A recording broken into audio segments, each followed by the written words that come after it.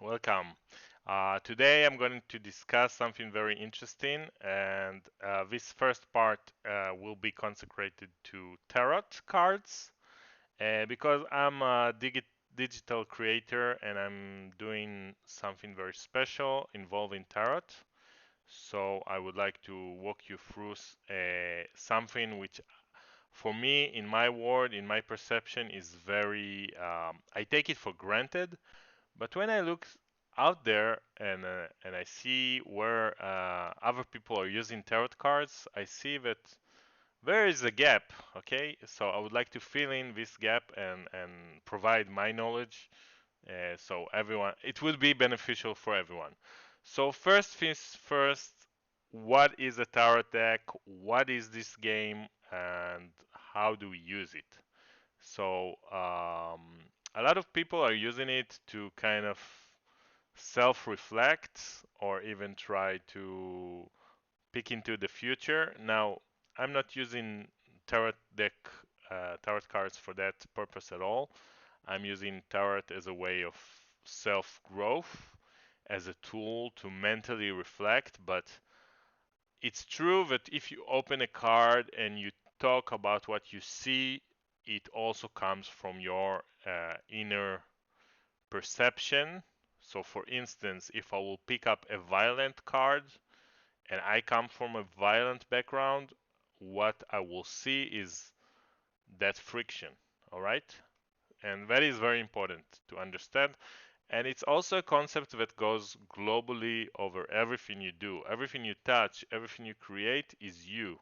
So it comes from your perception. That being said, there are a lot of tarot decks out there. So I'll just present some to you. This is called the Osho Zen Tarot deck cards. Probably if you're into tarot, you know it. There is also something called Thoth Tarot deck, and other plenty of other tarot decks which are out there around themes. There are millions, okay? There are millions. But the one deck, the one true deck, the one that is an evolution of, I say, a masterpiece, is the Connoly Tarot deck, and I will explain to you why, and I'll explain to you what is a bad tarot deck and what is a good tarot deck. So I'm gonna start with the very first. I'm skipping over White Raider deck because that's just the basic. So I would like to speak about Osho Zen tarot cards, which appear to be magnificent at first glance, but then uh, what happens is similar to the Thoth tarot deck. You get very black and white kind of image. For instance, I don't need to show you a lot of cards. Well, it's quite plain to see that the cards here are dark, and I don't think it's because well, you can say it's because of Osho, yeah, but it's kind of basic that you want to present people with imagery and you want to hit that spot where people are lazy or people are it's how can you work with this image?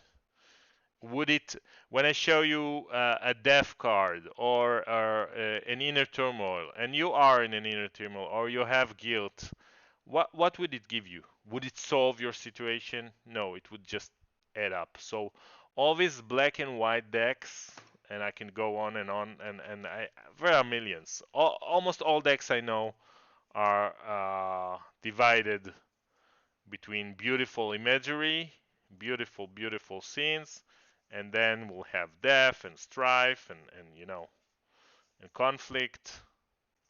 I don't know why I can't find any bad. Okay, the devil. So as I've said, you got that friction, you got that violence coming pouring in from the cards. So what? Yeah, death. Okay, so If I get open a def, would I see transition here? Would I see? No, it's just violent cards. Violent cards that come derived from a violent mind. Crucifixion, the hangman. So yeah, kind of heavy. But in this regard, when we are starting to work with a connoly deck, which I highly recommend, it's like a puzzle.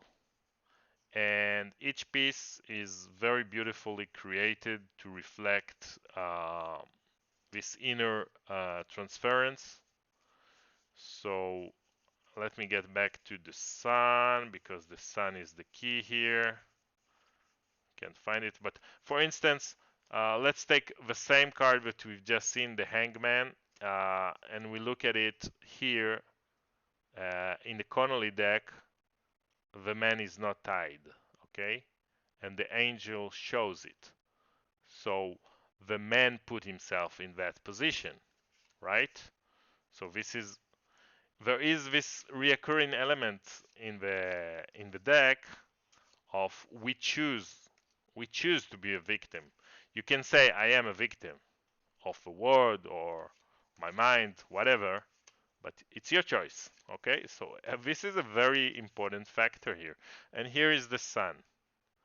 Okay, and why do I treat this deck as a masterpiece and like a tier up from all other decks?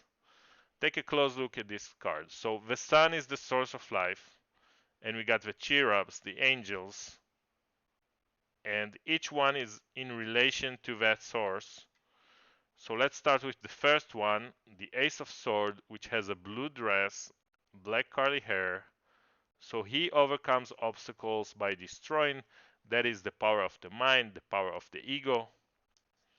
And what is his relation to the sun? He gets denied access. He can't approach the sun because he's phoning. You have fight, flight, freeze, or phone, and he's phoning. He hides his weapon, okay? He's pretending to be something he's not, to be able to approach the source of life, and he gets denied. This is a beautiful, beautiful work. And it goes on. Let me show you. Let's skip to the end. The sun, the yellow angel, Earth, uh, he gets in. Why is he in? Because he's giving away his love. He found himself, he's complete, and the sun is the pentacle, and the sun is the source of life. Um, and let's go back one notch to the chalice, to the cup. So we have here an angel of desire, of yearning, of emotion, and he sits within his desire. And as you can see, he's inside, but he wants more. So it doesn't matter how much emotional output this guy's getting, he will want more. Um, I'm missing just the wand, the fire wand. Where's that little angel guy? So what I'm trying to show and what I'm trying to manifest is that in this card, in this deck of cards, some cards have been completely altered to reveal new puzzles and new mysteries. Here is the little guy. So take a look at the wands, okay? So the Ace of Wands in contradiction to, where's that? Yeah.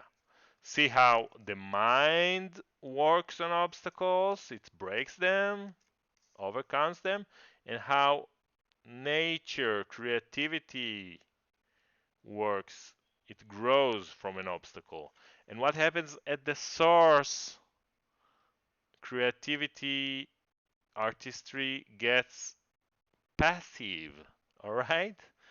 The same force that grew from an obstacle, right at the source of life, doesn't let himself be active. He just freeze, phone, and freeze.